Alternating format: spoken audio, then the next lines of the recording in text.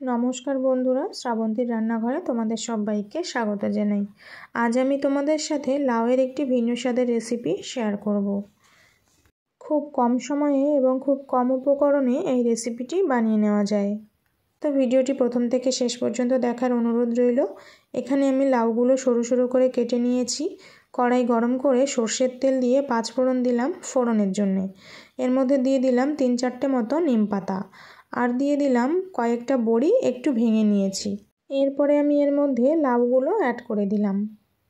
এবার আমি এর মধ্যে পরিমাণ মতো লবণ আর হলুদ গুঁড়ো দিয়ে একটু নেড়েচেড়ে কষিয়ে নেব।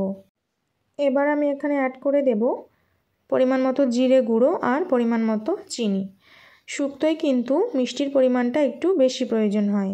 এবার আমি প্রয়োজন মতো জল দিয়ে ঢাকা দিয়ে কিছুক্ষণ রান্না করে নেওয়ার পর লাউগুলো ভালো করে সেদ্ধ হয়ে এলে নেড়ে চেড়ে জল শুকিয়ে আসা পর্যন্ত রান্না করে নিলেই কিন্তু লাউয়ের শুক্তো একেবারে রেডি।